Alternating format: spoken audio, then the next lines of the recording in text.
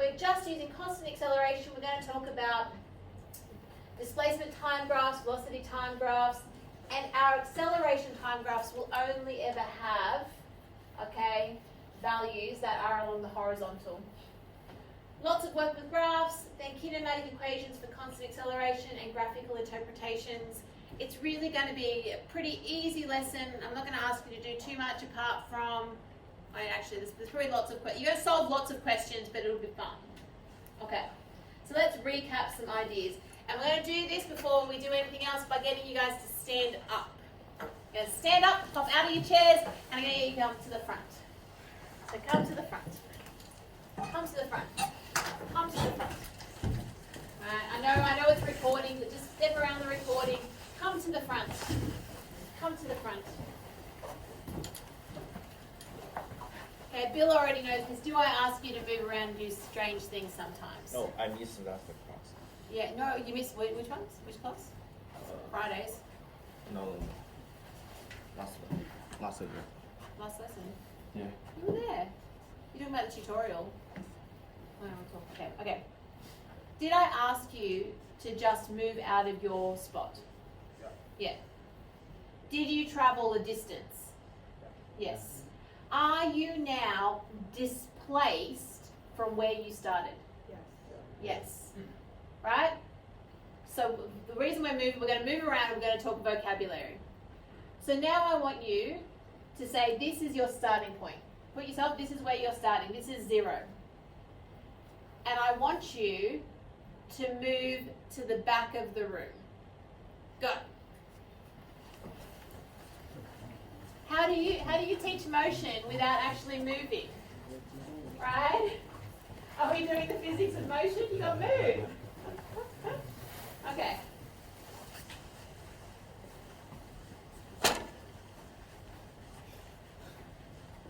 Yay! Everyone's like, this is so stupid, Sarah. Okay, just bear with me, okay? Bear with me. Have you moved a distance? Yes. How many, talk to the person next to you and say how many meters approximately. I'm like, I probably moved around about 6 meters approximately. Talk to the person next to you. How many meters have you moved? 5 friends. You talk to each other. So how many meters did you move? Meters, okay. Tell the person how many meters you've been displaced from that starting point. How many meters have you been displaced? From this, so we are counting this as our 0, right? So right now, is your distance and your displacement the same? No. Oh no, well mine wasn't because I had to move around the desk, wasn't it? Yeah. Distance is actually how far you're traveling. Displacement is the most direct path. Go find the spot in the room where you would have 0 displacement. Where would you find the spot in this room? This is where I started. I started here. Would everybody agree I started here? Yeah. I've moved a distance. I've done lots of walking. You know, my watch is telling me I've done my steps. Yeah. But what's my displacement? 0. Back to where I started. Yes. Find your spot. Where's your spot that will give you a 0 displacement? From here, up the front. We haven't finished our activity yet. When you're up the front, where were you? Where was your spot? It was like here.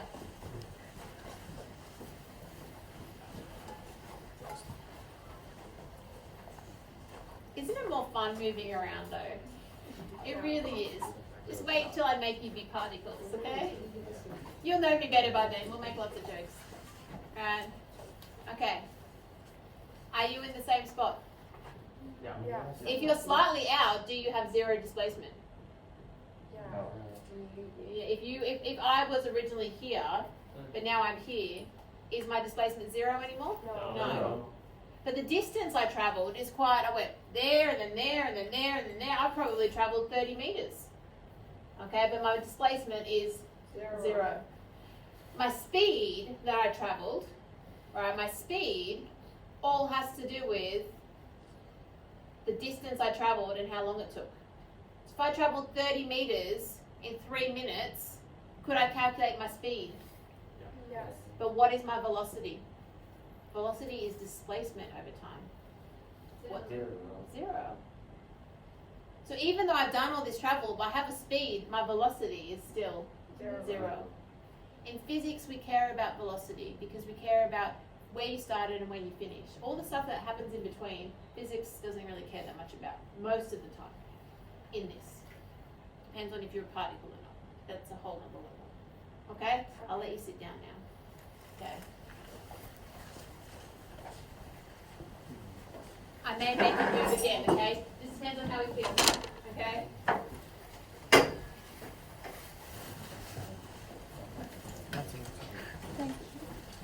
Thank you.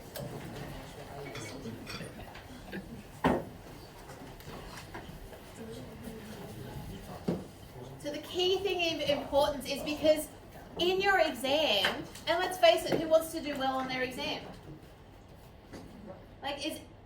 Who wants to do well on their exam? Who wants to do well in physics? Like by well I mean who wants to get a good mark? 7. Everybody wants to get a mark, yeah. Let's be honest. You're here to do well, aren't you? You want to go to university and you have to have a GPA. Let's be honest about that. You're not just here because you love physics. You're here because you want something from it, don't you? And you want to do well, right? That's the reality. And part of the exams is definitions. So you need to know distance and you need to know displacement because my job is to prepare you for UQ. Right? So I need to know I'm sending off these beautiful little physics students, hand you over to university, and you guys know all this vocabulary. That's my job. So distance is just how far something travels, right? Displacement is the most direct path. Displacement also has not just a magnitude, a size, but it also has a direction. And that was what we learned. And last week, I so wish I'd spent more time with you, getting to know you last week. But that's such is life. So the whole idea was last week was really getting over the idea that we have this displacement, this direction that tells us how far we've gone. Okay? This quickly recaps. Velocity is the displacement that you travelled over the time, whereas the speed is the distance that you travelled over the time. This is all considering we have zero acceleration. Okay, so we're not accelerating. We're going to talk more about that. The thing that's really important, and this is just recapping, is we're not going to talk very much about components today, not at all, it's all one dimensional. But next week this will come up again. So if I just recap, the number one thing I hope that you got by last week is the idea that if this is my vector, my resultant vector, it has an x component that makes it up and a y component. And why, you ask me, is that important? Because in the next coming weeks we're going to be adding things, subtracting things, and we need to be able to realize that when you have a two-dimensional vector, you have to be able to break it up into how much x does it have, how much y does it have. It's really a fundamental thing. Okay? Can I get a show of hands? Or give me some feedback number-wise. Trigonometry. How do we feel about this idea using cos, sine, tan? I need to know where I'm at maths-wise. So give me a 5 meaning that you got this, you just want me to be quiet about it. 1 meaning that you know nothing. I'll let you. I introduce into hand things. So the idea that you give me feedback. Sorry, what is your name? Harish. So Harish, did I say that right? Yes. Harish. 5 means that you understand everything that I'm talking about. 1 means that you don't. Just helps me teach you better. So 5 to 1, how do we feel about the trigonometry components and using trigs? Yeah, okay. Beautiful. Okay, yeah, you kind of, yeah, we'll check you more. Are you fast? Trigonometry or not? How do you feel about cos, sine, tan? Easy. Okay, that's what, okay. I just need to know. Some people aren't, and that's okay. I just need to know what I need to teach you. Okay, so here, want to recap. Is there another way of saying south 60 degrees east? Because what that's really saying is, I'm at south, I move 60 degrees towards the east, and there is my vector. Is there another way of writing this? Is there another way of writing this? Is that Beautiful. all correct? That is both exactly correct. right? Another way is if I was using true bearings, there's north. I could talk about how many degrees. If that's 90 plus 30, it could also be 120 degrees true. All exactly right. Not a problem. Use whichever you want. Whatever floats your boat. Right? So whichever one you want, both, all correct. All correct. Okay? When we deal with bearings. If we're dealing with forces, we generally do from the horizontal. I'm not going to go there yet. Okay. Next slide. Now, first activity, you will notice on your sheets, okay, on your sheets, the back will be a comprehension check. Now, I need to know what you know. So you're going to talk to each other. So, what's your name? Sorry, I've forgotten. Fletcher and Bill, do you want to talk to each other? We're gonna have to find friends. So I don't know, Fletcher or Bill, you're gonna talk to each other, find a friend. Sorry, what's your name again? Jenny, are you gonna talk to someone? Sorry. Rebo? Are you having to talk to Rebo? Okay, and John, big three, okay.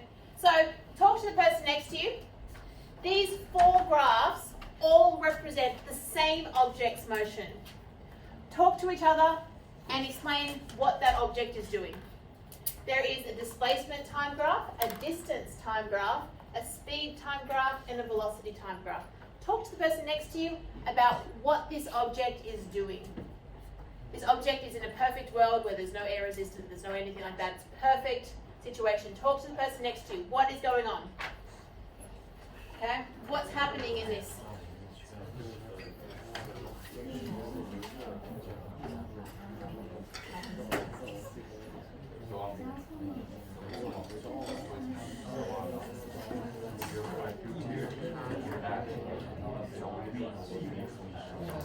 Exactly the same.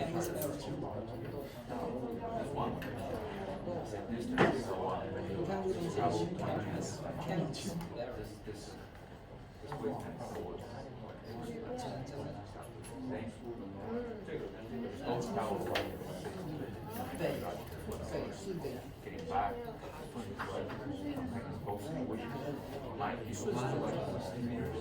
Might get back some here. 算力的话，就是 Okay, back to the board in 5, finishing up your conversation, 4, finishing up 3, finishing up 2, 1. Okay, who wants to share? You guys want to share? Are those 4 charts represent one object? Yes, so they're all different representations of the same object. Alright, so if I was to, right, look at this, distance versus displacement. Displacement is directional, isn't it?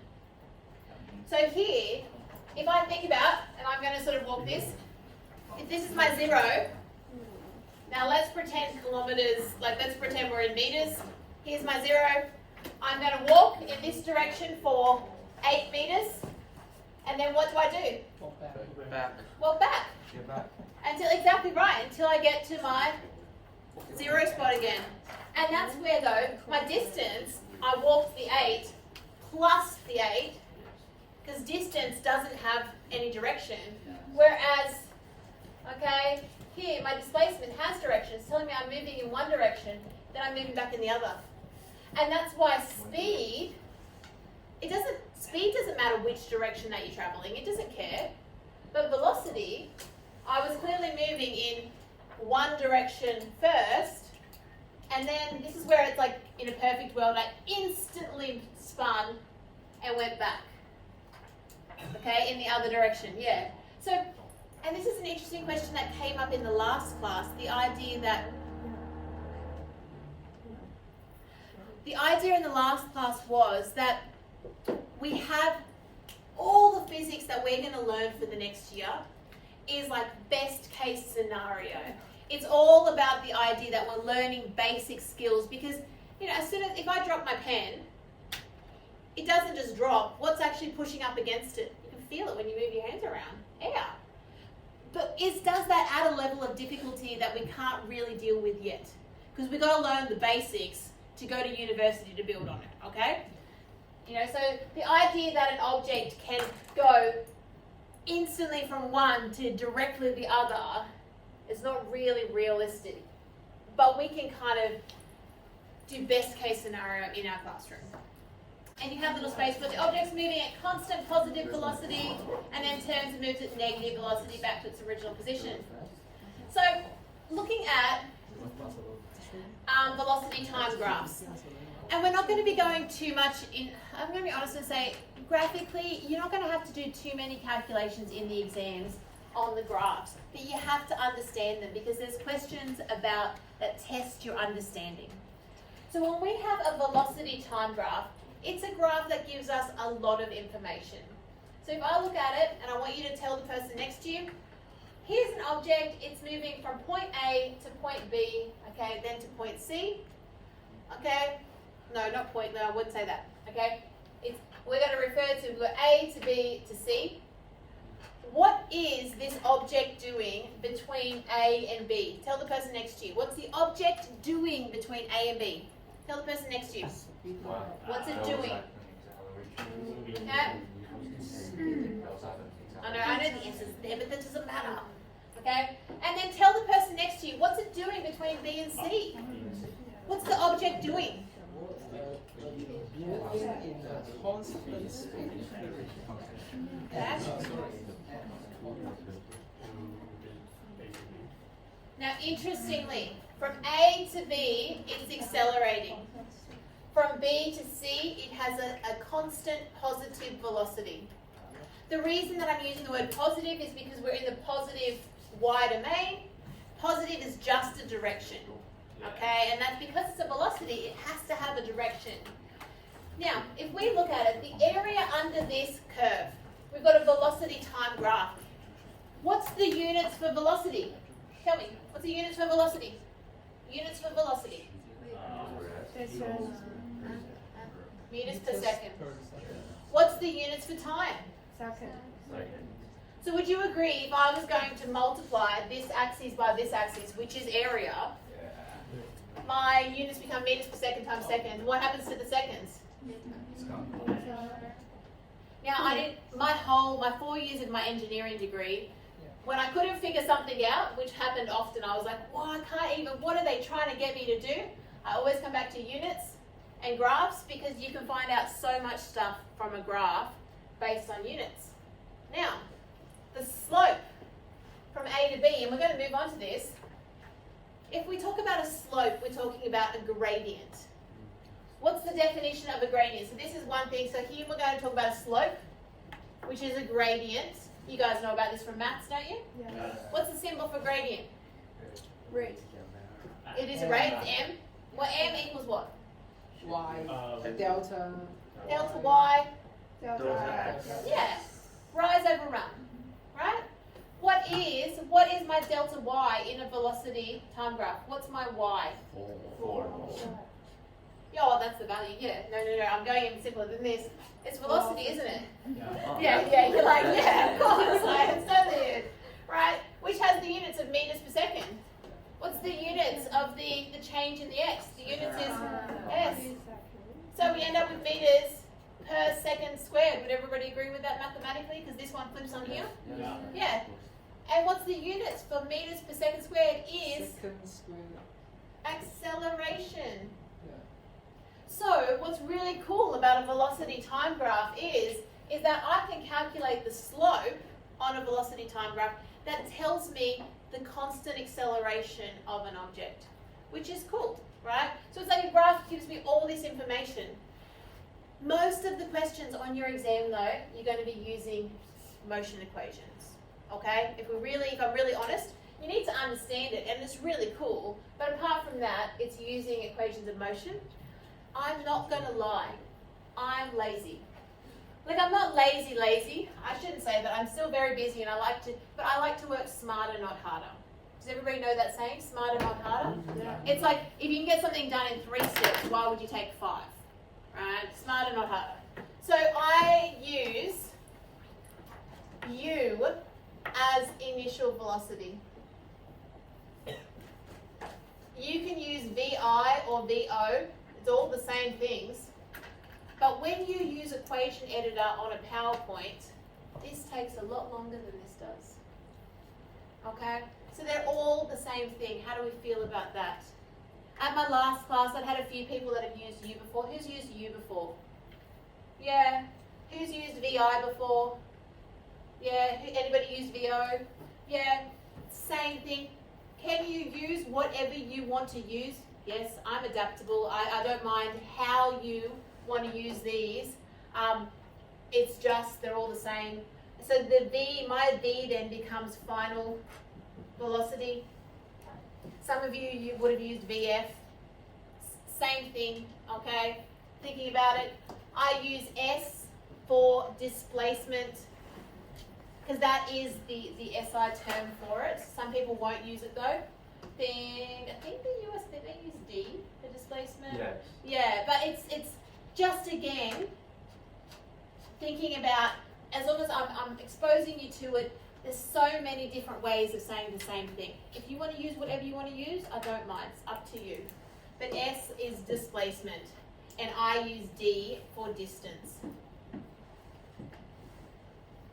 Okay?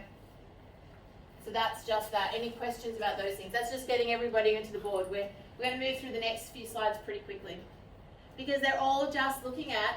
Now, please go back and read over these yourself. Everyone's like, I'm not going to do that, Sarah. Okay? But I'm going to recommend that you go back, read over them, because they're just here to describe how we can go about using displacement time graph and how we get information from it. So displacement time graph, can I use the area under the graph for this? It would end up with being meters seconds. No. No. But can I use the slope? Yes. Yes, because the slope indicates what? Wendy's got the answer. What is it? The velocity, yeah. So here, this, again, is a velocity because it's meters over seconds. Yeah. So we can use a displacement time graph and use the slope to calculate velocities. And these slides all have that information in them. They go through and they talk about it. We talk here about the idea, again, reinforcing what I've said, velocity time graph having area under the curve of a velocity time graph equals what? Displacement. Displacement, beautiful. The slope of a velocity time graph is the acceleration. Yay, okay?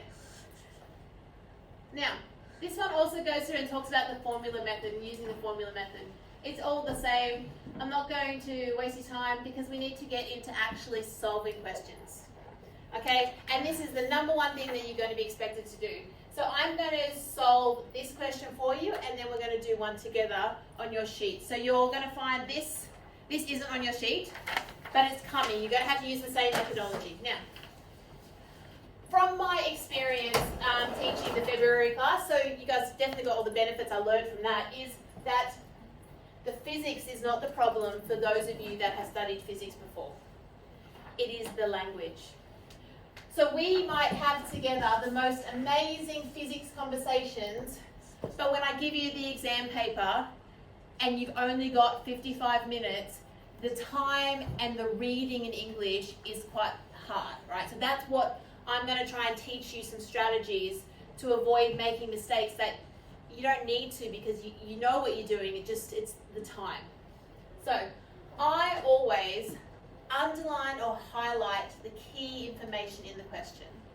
So when I'm solving through it, and I do it myself because it helps my brain find the answer. So an object starts from rest. So as soon as I see this word rest, I look at it and I actually write u equals 0. Because I'm just helping my brain start to think about what is that going to be. That tells me it's starting from rest. It has 0 velocity initially. From the origin, that's good, just gives me a place. I'm not going to do anything with that for the moment. With an acceleration of 5 meters per second, so I'm going to put in here that a equals little 1 over there. Again, I've already got 2 variables. Find a, the displacement. So I put a little s there with the question mark to help my brain. And then after 10 seconds and a t equals 10. So I label my question so that then when I go to solve it, I already know what my variables are. And we'll talk more. It just helps your brain get around it. The next part is B, the acceleration needed to bring the body to rest in the next 5 seconds. Okay, so now I'm thinking, oh, what's going on? I go, well, part A told me that it starts off with an initial velocity. It accelerates, okay, at 5 meters per second squared for a time of 10 seconds. And then it reaches a place, and then it's going to accelerate at some sort of negative. It's going to slow down for a time of 5 seconds, and it's going to say it's going to bring the body to rest. So if a body is brought to rest, what does that mean? It will be 0. Yeah, it's slowing down to be 0. So my V equals 0, right? So here I'm getting V equals 0 from there.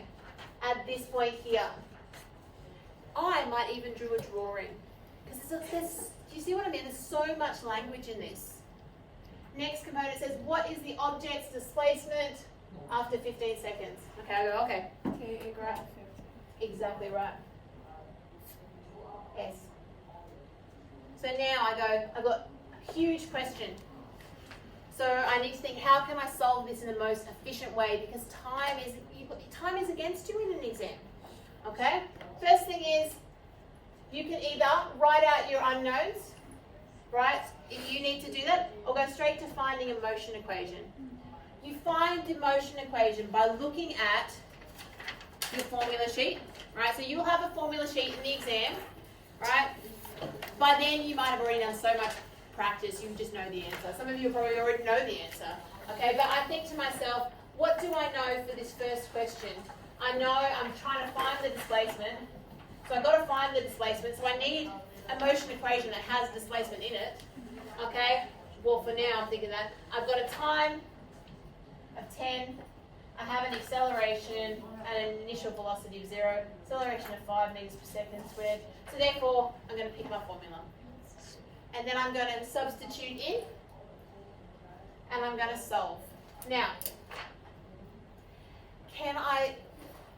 really important for the exam. Everybody, I don't think there's one person I know that has every single exam never stuffed up inputting the values in their calculator. Has anybody done that before, where you typed in the answers and you've ended up with the wrong answer even though you knew how to do it? Yeah, like it happens. Now, if this question was worth 2 marks, you get half a mark for this, 1 mark for the substitution, and then a half a mark for this. So I'm going to say straight away that the most important thing is substituting in, because then I know that you knew what went in here. You weren't just randomly picking numbers. So even if you did that wrong on the calculator, it doesn't really matter. You're only going to lose half a mark. That's why substituting is so important. And some people are like, oh, I never had to do that before. It is the most important thing because it shows me you knew what you were talking about. If you go straight to the answer and you stuff up, you know, you're done. Or you can be like, people go, oh, you cheated. You just copied the answer from the person next to you. Right? It's harder to cheat that than that. Don't cheat ever, anyway. Just should say that. Any questions with that? No. Nope. Next question. The acceleration needed to bring the body to rest in the next 5 seconds. Again, I just found my information. Okay, I knew I needed to find the velocity because I was looking for the acceleration, but I didn't have displacement, okay, for how long it's going to take. I knew I needed to know, if I knew what the final velocity from this section was, here, that velocity becomes this initial velocity here. So the final velocity of the first part of the question becomes the initial velocity for the second question. So this 50 that I calculated, if I'm moving at an acceleration of 5 meters per second for 10 seconds, after that 10 seconds I'll be moving at 50 meters per second. That, for part A, becomes part B's initial velocity. Final velocity 0, because I'm going to stop.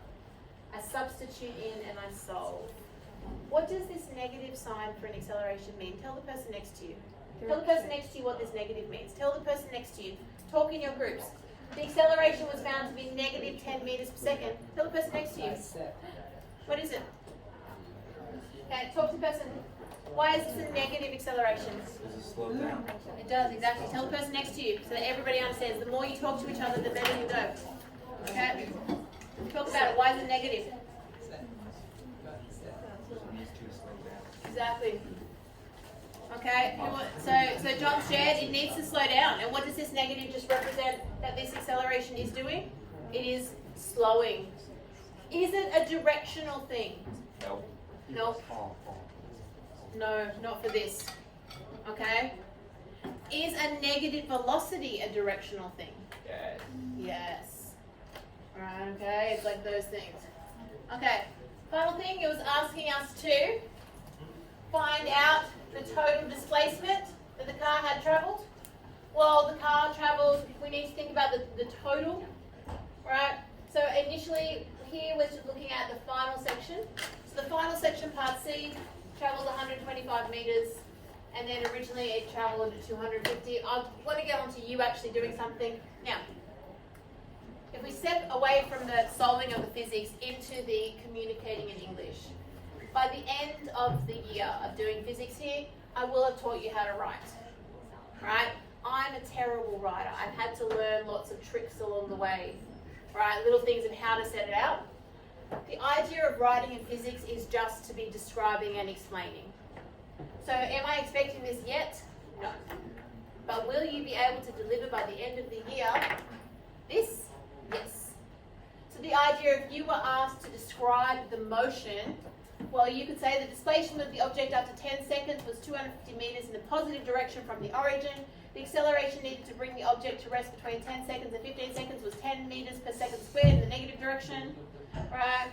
After 15 seconds, the object has total displacement of 250 plus 125 equals 375 meters in positive direction. That is a long mouthful. Are you guys ready to do some physics yourself? Yay! Everybody go yay! Yay! Yay! Come on, it really makes it feel better when you go yay! Jason, yay! Oh, just so. Next question. So this question has to do with the idea that when we are throwing a ball, right, so we have a ball, if I throw it up, what happens when it gets to the point up? What does it do? Stops. Accelerate. Yeah. Okay. So in terms of this, eventually it gets to a point, and is it going to stop? Yes. Yes. Yeah, it stops and then Down. come back down. Okay. So here the idea is that it can start off with an initial velocity of 15 meters per second, but as it goes up, what's pushing back? What's opposing it? Yeah, G, gravity, yeah. Until eventually it hits this spot, and then it's, what's the velocity right at the top, at the maximum displacement? The velocity is what? Zero. Because that's when it turns around and starts coming back down again. And these things are kind of symmetrical. So if this starts at 15 meters per second here, what's it going to finish with there? 15. 15, but in direction-wise. If this is positive 15 meters per second, what's this one going to be? Negative. Yeah. Okay? So the idea with this question is that you can be asked, somebody throws the ball up and then catches it at the same displacement point. You can be asked, okay, what is the speed just before the thrower catches it? How long is it in the air? How high does it go? These are all standard questions just for something like that. And there's people who do sports physics. People, I'm very bad at sports. Let's just say I really, this is as much I can catch the ball, I can't kick the ball. But there's some people whose jobs are to analyze the physics of players. Because, when they throw the ball, just the direction in which they are throwing it for, or the spin, makes a difference. So there's a whole level of physics behind this. That could be your profession, is to analyze ball players, sports players. Same goes for football. Oh, exactly right. And people have to adapt how they play to maximize maximize how well they play based on physics. physics of the body. Anyway, that's a bit of a side thing. So my idea is, if you're given a question like this, a ball is thrown straight up with a speed of 15 meters per second and then caught as it comes down, I would draw a picture. Okay? I'm very bad at drawing, but I draw an image because once I've got this image, I can write on my image. So when I've got a diagram, as I read it, okay, it's thrown with a speed. So here it is, u at 15 meters per second. Okay, I know it goes straight up, so I know here that the velocity here is 0 meters per second. So I can start drawing on my picture, which makes sure that I don't miss things. I also want to be drawing things when it comes to direction. So I've said here, right, that this, I haven't even got to solve anything yet. But if this is 15 meters per second, I'm saying that's a positive. So I'm saying that this direction upwards is the positive direction. So what does that mean then about the direction coming down? Negative. Negative. So what does that mean? Because we're dealing with motion here. What does that mean then about the acceleration? Because acceleration is due to gravity, It's negative. right? It's going to be negative. So negative 9.8 meters per second squared. So in this example, I am saying that if this is positive 15 going up, well, gravity is opposing that in directional wise. It must be negative. Okay? So it's an opposing thing. So when I substitute in to solve, and I want to get us to you guys solving as much as possible, okay, the idea is that here, this, I've picked my equation, v squared equals u squared plus 2as, picked which one worked. V squared is at the top. My u squared was positive because I said that that was the positive direction, but the reason that it eventually came to a stop was because the acceleration it was experiencing was a negative. It was slowing down. Does that make sense? Like the ball's, and you can't see it, but like, you know, if you look, the ball's actually slowing down, isn't it? It's starting off and then getting slower and slower and slower until it stops. Yeah. And that's how I go about finding my solution. So the ball goes up 11.5 meters upward. Now, you already probably know, if this is 15, if this here, initially for this side, is like that, well then here, at this one, the negative is 0 meters per second, and then this final velocity is negative 15 meters per second. The negative just being a directional thing coming down. You guys with me there? Any questions? Anybody really? So you're like, man, bored, Sarah. I'm getting to my point soon. Soon you're about to do your own questions. How long is it moving in the air? I just have my unknowns and I just substitute and solve. Remembering that here, I was using, so for this particular, how long is the ball in the air, I had to pick one side. Was it the side going up or the side coming down? For this example, did I pick the side going up or down? If u equals 0. Was the ball coming up or was it coming down? It's u, initial velocity. Yeah.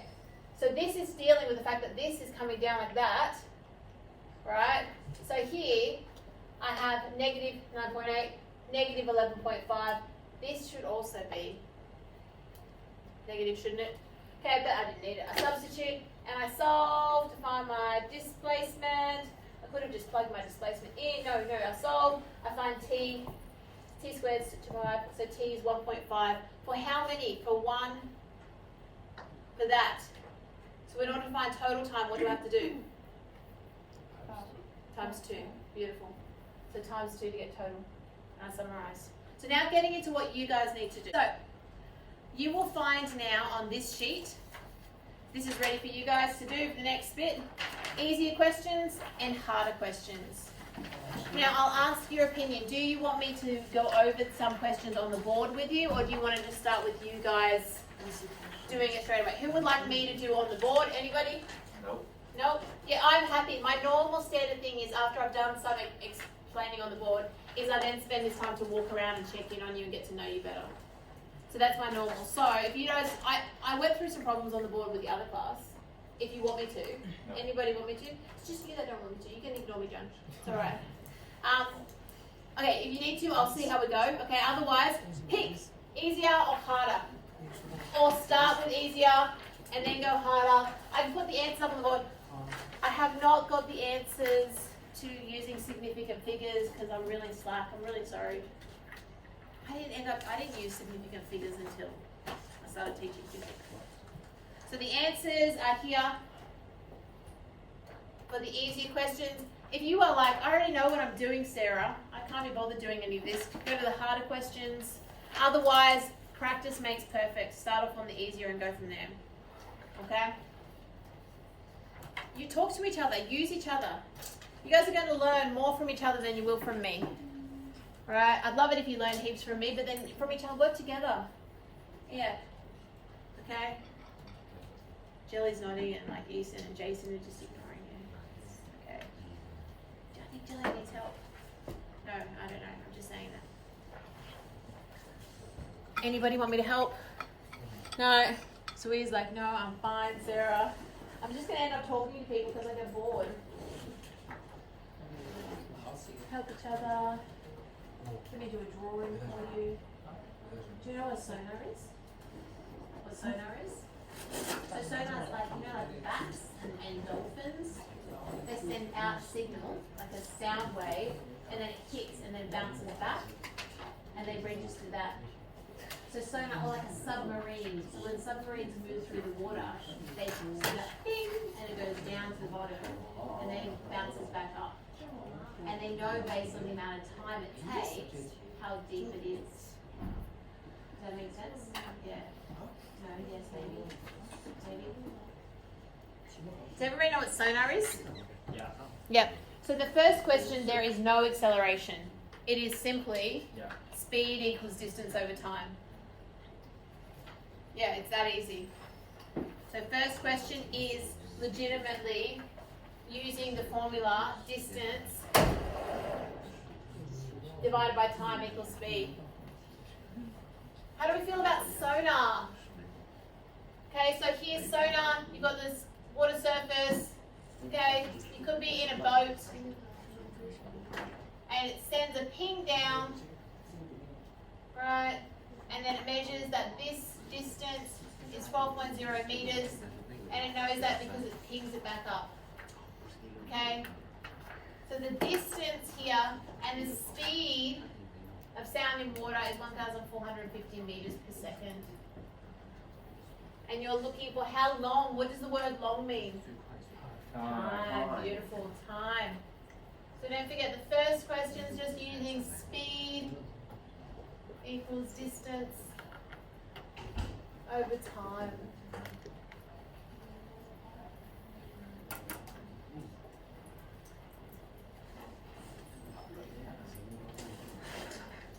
So here, okay. So this one, that's 3. Yep. Yeah, so this is 3 and this one's 3. Yeah, that's 3, 2. This 1, 2, 3, and that's so that 0 is not significant because there's no decimal places. Yeah. Yeah. Should be. Yeah. That's it.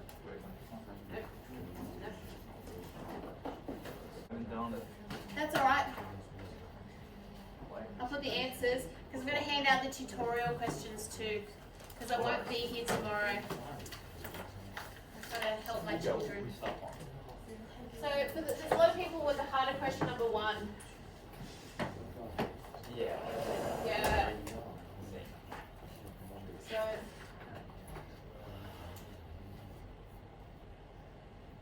it ended up being kind of a bad question.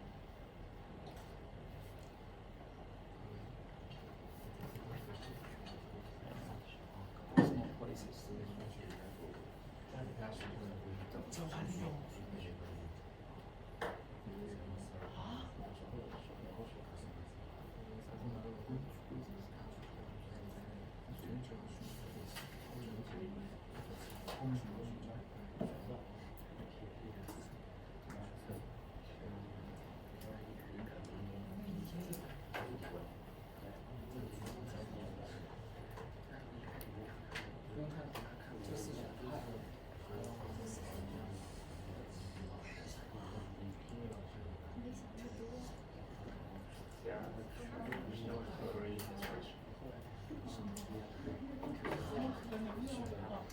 We can have a debate about this. Right. I can solve it both ways. Whichever way you solve it, it's the same answer. Okay? But like my argument is, it's like, you know, you watch Usain Bolt like on the starting line, man stationary, and then he That was an instant word. doesn't make sense. I'm gonna solve it this way anyway. Just like it, John, I see where you're coming from. So much, and this is where, do you know what I really like about having students from all different places? Is that like I'm a product of the school system here, and I went to an Australian university. But I've learned so much about mathematical processes from different students who've learned from different places around the world. Like I didn't realize I had a student in my February class say, solve something without a calculator. And I'm like, how did you do that? He's like, well, I don't have a calculator in China. And I was just like, are you serious? My mind was blown. And I'm like, well, no wonder you can do, because I at that point of time still had my graphics calculator, because I've been teaching in Australian schools for years, and if I want to solve something simultaneously, I plug it in my graphics calculator, and bing, it tells me the answer. Bing. And it literally is, and he's like, Sarah, we don't have a calculator, that's why we do it from first principles. And I'm like, mind blown, okay? Yeah, I was like, what? How can you not have a calculator? Like, how do you remember all those things? And he's like, that's why we have to be smarter. And I'm like, oh. Okay. So here, I can substitute in 5 squared plus 2a times 300, right? So I'm getting 25 plus 600a.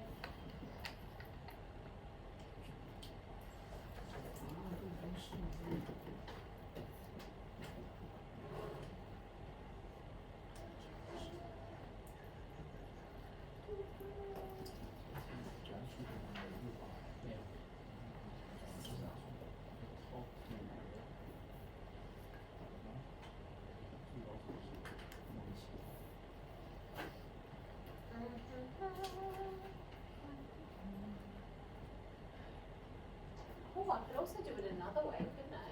Yeah, just. Yeah. As equal. I'm not always, like I said, there's lots of different ways. I just thought I could just solve it simultaneously by using this relationship here. Which was an order. You're like, you don't need to. I understand you can just do 300 divided by 5 and 300 divided by, I know that. But what if there is acceleration? Does it say anywhere that there's not acceleration? No. So then, I'm going to continue. So, and you're like, does it make it? I get it. I totally get what you're saying. I understand it gets the same thing. Oh, it doesn't matter. Take your time.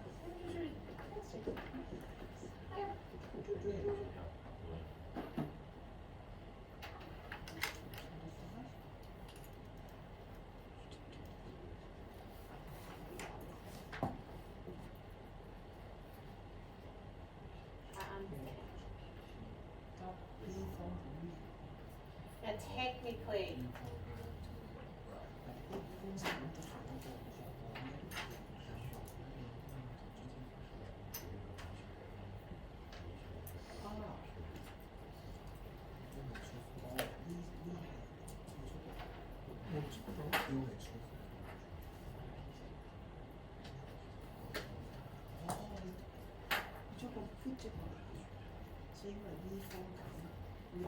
no, I didn't get the right answer. I got 200.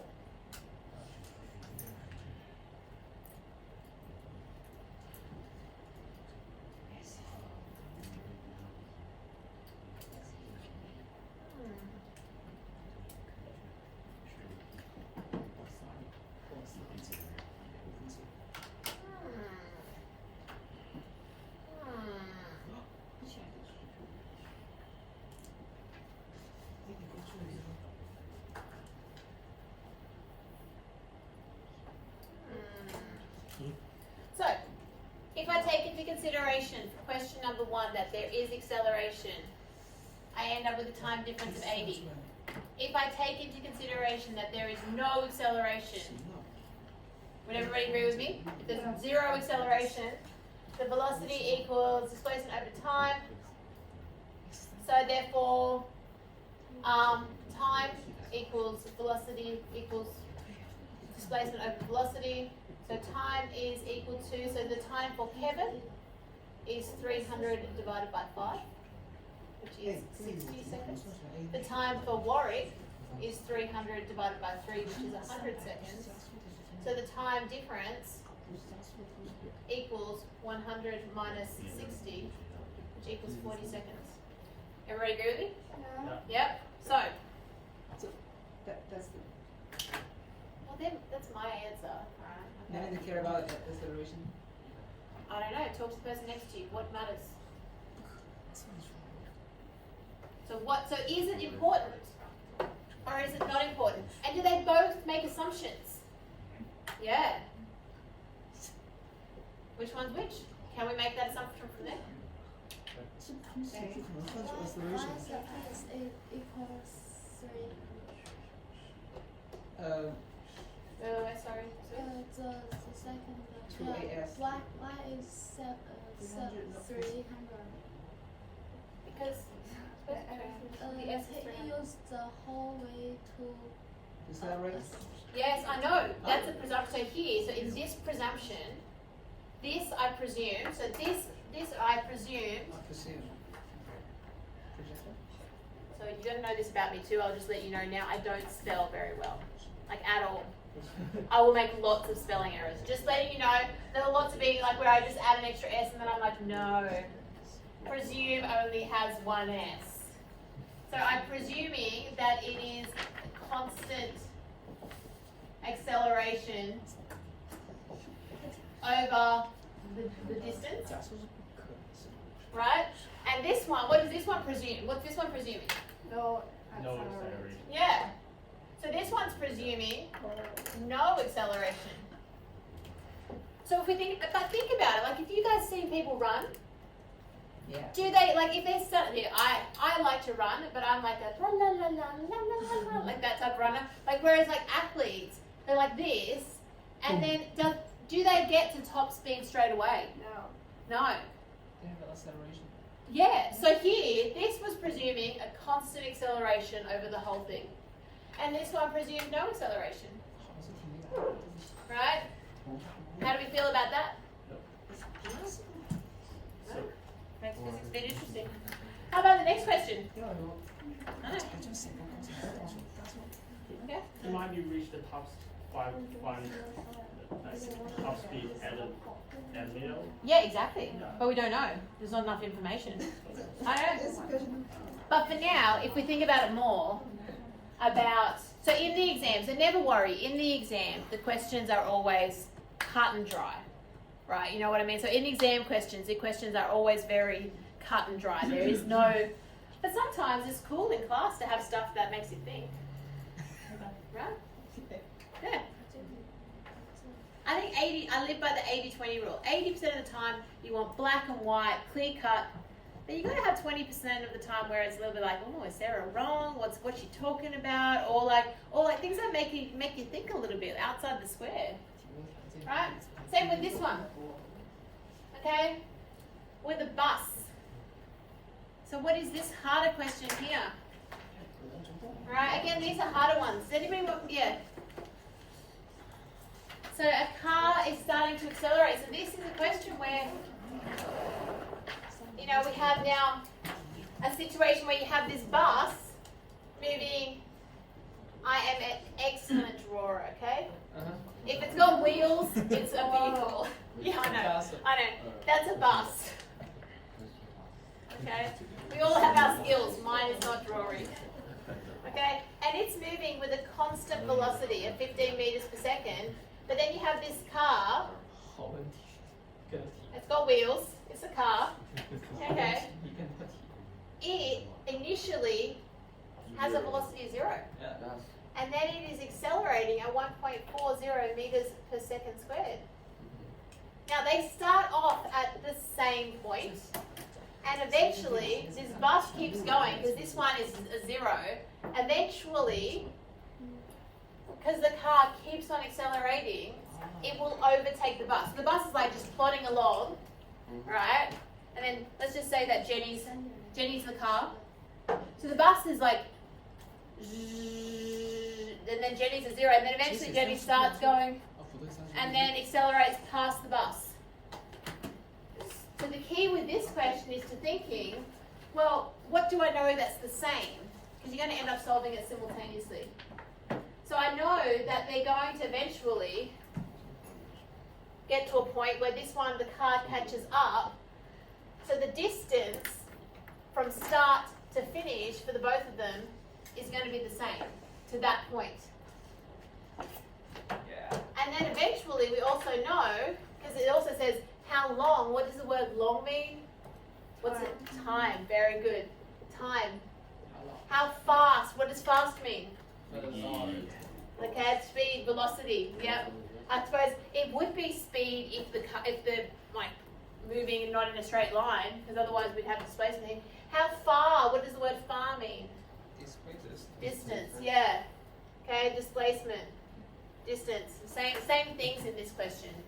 Okay. So here then, so these things are going to be the same for the bus and the car, and the time for the bus is going to be the same as the time for the car. But we know that this car has a relationship where v equals u plus at as a formula to find time or final acceleration. Or we might need another one than that. We might need to have displacement equals ut plus a half of at squared. That's a better one, because we know displacement for the car is the same as displacement for the bus, and we know like the bus displacement is equal to velocity multiplied by time. So we can solve it simultaneously. Does anybody want me to solve this simultaneously? It's more fun if you do the action. Does anybody else want to do the simultaneous action with me? Is it just me? Just me on here at the front, that's okay. So here now, if I'm solving this simultaneously, the car has a displacement that's equal to its initial velocity times time plus half of the acceleration times time squared. The bus, however, is not accelerating, so it's just displacement equals v times t. So we know that the velocity of the bus equals 15. We know it has a time. So we know that. I'm just going to shift here just so in case anybody wants to look at the other one. So the velocity of the bus is equal to 15. So the displacement that the bus travels is equal to 15 multiplied by the t. The displacement of the car, well, initially, is there any velocity initially? No. So that's zhoosh. So we've got a half acceleration. What's the acceleration of the car? Exactly. A half times 1.4 times t squared. And I know that these two things are equal to each other. So that's 0. So we have 15t, okay, because the displacement of the bus is equal to the displacement of the car. So 15t equals a half times 1.4 t squared. Yeah. Now, if you're amazing at mathematics, you can just go straight from here to find t. Right? Straight to it, I don't mind. You substituted in, I knew you knew what you were talking about, important steps, then you can solve. If you're not, do the steps like I do. This t cancels with that t, because remember we're just dividing both sides by t. So you've got 15 equals a half of 1.4, 0.7 t. So t equals 21.4 seconds, but two significant figures, 21 seconds. Now, can I make an important point for you? Okay? Do not use 21 seconds when you go through and solve the others, because you'll have too much rounding error. How do we feel about that? Always use the value. So if I go through and do this on my phone, I've got 15, I'm going to divide by 0.7, I end up with this number. I need to keep 21.4285 in my calculator on my phone or however you're calculating to use for the next answers, because otherwise you just get error, like you end up getting the impact of rounding error, and it can end up being like about 10-20% for the final answer. And at university, they're not going to give it to you like this. It'll just be one final, how far will the car have gone, and you will have to do all the other stuff. So you just need to make sure you keep that answer. Because then the following question asks, so this is my time, how fast will it be going? Well, can I write this out now? Are we good with that? Anybody taking photos? It's on the, yep. Then here, I know how fast, so I'm looking for my final velocity. Initial velocity 0, acceleration 1.4 meters per second squared. Time is 21.4285 seconds. So V equals U plus AT. So V is equal to 0 plus 1.4 times 21.42. So I keep that value and I just multiply it by 1.4, which gives me 30. Yep. And that's two significant figures because everything else that I based it off, well, that was 3, but that's 2. Yep. And the last question, so this is question B. The last question C is saying for how far. So what is the actual displacement of the car and the bus? They're the same. Which one's easier to do, the car or the bus? Bus, because it has No acceleration. exactly right. So I'm going to use the bus. So the velocity is equal to 15 meters per second times 21.42. So the displacement of the bus is equal to 15. Again, I'm going to use the actual calculated value. So for me, I end up dividing it by 1.4 to get back to my 21 to times it by 15. 321.4 meters, so it's approximately to 320 meters to 2 meters. So if you just used the 21, you end up with a huge rounding error. Yeah, so this is where you really have to make sure you keep, even though the answer to this question was 21 seconds, that was a rounded value that you used. You use the detailed value on your calculator to go here.